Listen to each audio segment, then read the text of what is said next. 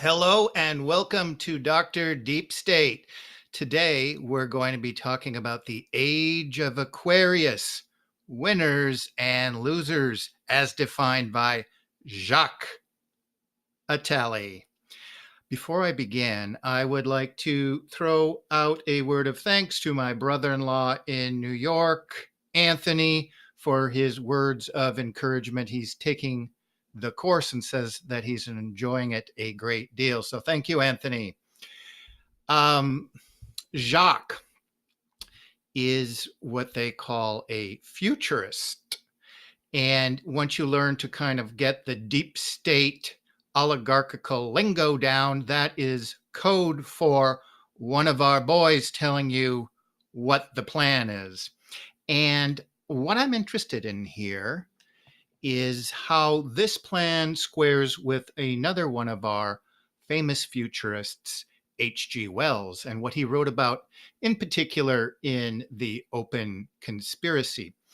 So before I begin, why did I pick this term Aquarius? And I threw it in there with Brzezinski, Between Two Ages. This is an esoteric kind of take on the New World Order. And I don't want to dig into it too much. We're leaving this grander age of Pisces. Some people might refer to it as the age of Christ, the fish. And as we turn a corner into the age of Aquarius, there's sort of an emptying of the vat in astrological terms. So some of the speakers, more blatantly than others, speak about the age of Aquarius. Brzezinski, if you want to dig into an article by Wolf, is writing in one of these LaRouche pieces way back when he found a picture of Brzezinski getting it on the dance floor with the opening of the musical Hair. And of course, they're singing about the age of Aquarius, and he makes a couple connections there with the oligarchs and their planning. H.G. Wells, let's return to that for a moment. And this is so right there. An open conspiracy. Of course, this is before the word conspiracy was weaponized in the 1960s. It was, I've always used as a legal term. The Sherman antitrust law at the end of the 19th century talks about outlawing these things. They're monopolies, corporations. That's essentially how they function. Of course, it's been like our weather and our food weaponized for us. I just want to hit on a couple of these things right now, just really keeping it simple. What were we talking about when he's talking about a blueprint? Here's a couple key ideas here from number 2. It's going to be a world economic system. From number 3 here, it's going to be a world dictatorship. So, some thinkers will throw in there a renewed kind of democracy and so forth. It's a dictatorship, or some people might call it a technocracy. It's a dictatorship serving the common ends of the race. And in my mind, I'm the only person that caught that. And this is tying into my theme of biopolitics and esoteric biopolitics. That's the idea of the powers that want to control the body and the mind, and I include the spirit. That's why I call it esoteric biopolitics, and it's connected here with that idea of race. And to some extent, Foucault, kind of did a little bit of tying it into the 19th century eugenics movement. He kind of just pushed it under the carpet and called it one of the secrets of empire. Of course, I took an esoteric take on Foucault because I believe he was another insider, but we're stitching together all this information to see where we're at, how we fit into everything. So it's going to be a world economic system, a world dictatorship, and it will be without borders. So you're not serving a state per se, but you're serving the race, a system where you're going to serve the race. And of course, this is that master plan. Now, before I even continue with the rest of H.G. Wells, the reason this is so fascinating, these central planks were really the same planks that we find in Nazi fascism. They're the same planks we see in Soviet communism.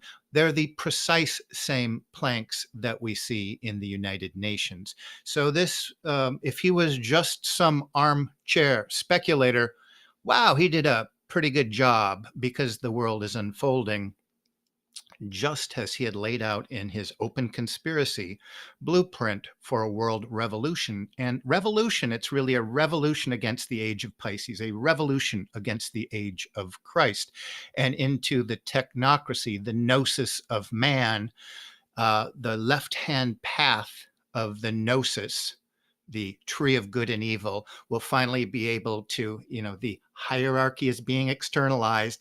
These powers that be, the oligarchs from behind the scene, are going to once again come out, and they are going to want to be celebrated as in the feudal age as a type of demigod.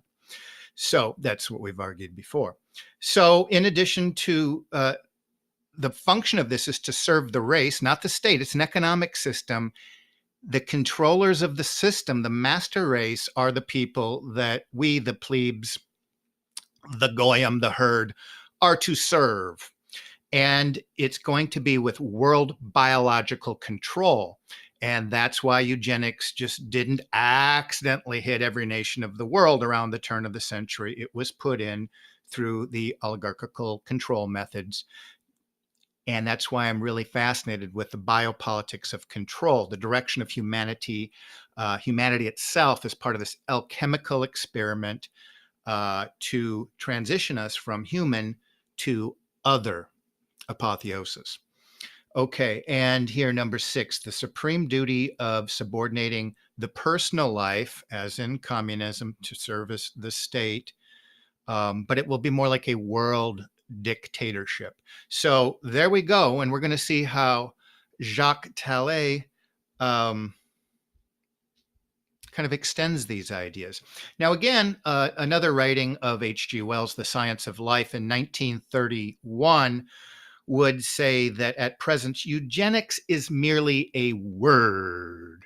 What they're really into, what their esoteric religion is really about, is evolution.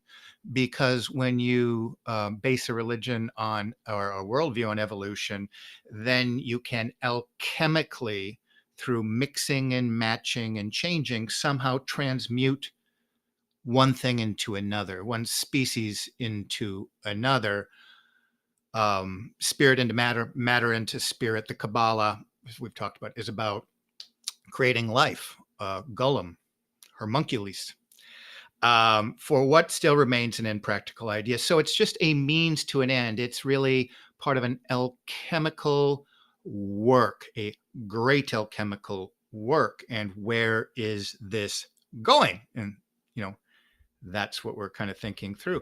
And through this class of people, the master race that is evolving itself and evolving itself, they created with another one of their figures here, Julian Huxley, the first director of UNESCO. They're going to make UNESCO the directorate of this education propaganda wing of the United Nations, the world dictatorship. There's a proto piece right now. It's expanding as we speak. And he'll say, what's the function of this? Because if eugenics is just a word, what are they really going for? Well, as Brzezinski said, it's total control of the mind, body, spirit, biopolitics. And what I want to know with biopolitics is what, the same as what Foucault wanted to know, is who really does control our bodies? Who gets to decide if we live or die? It was kind of more obvious in the Age of Kings. There's sort of systems put in place with the age of democracy. But I stretch that back a little bit further and say it's the oligarchs. Who are they? What they're about? What is their esoteric philosophy? And what do they want with my body? So Julian Huxley is going to say it's the UNESCO is a body that attempts to monitor, if not control, all that enters the human mind. And I know people just shut down. It's like, wow, this is the purpose of this. That's what Brzezinski said. We're living in an age with the internet now that this is possible. It's entire control of everything that comes into the mind. So these are big deals. Another one of the group here of this really eugenics is essentially what I'm going to get to. It's the upper class. It's their way of doing their family alchemy, and it's a form of politics and rule over the body politic.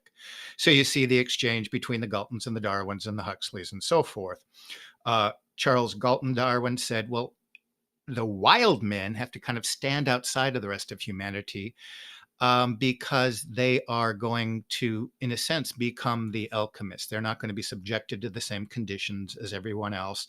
And the project here, you see at the end, is to establish for generation after generation a consistent policy. UNESCO would be a good starting spot to do something like that, which would materially alter the nature of mankind. It's an alchemical, it's an intergenerational alchemical experiment. They themselves are part of it. They would mate with each other. There's another hidden hand even kind of telling them who they're going to be hooked up with and what they're going to do and how they're going to service, what their role in this great work is going to be. But they're pretty much putting out, they're going to alter the nature of mankind. And I've suggested before, our nature essentially is part and parcel of our image, the image given to us from the Creator. At the end of that biblical story, they're going to play with it. We're going to, according to the book of Revelations, trade in that image for an image of a hybrid, or an image, a mixing of man and material. We're going to trade it in for an image of the beast, which is a hybrid in the Creator's mind. So a Jacques Attali, winners and losers in the coming world order.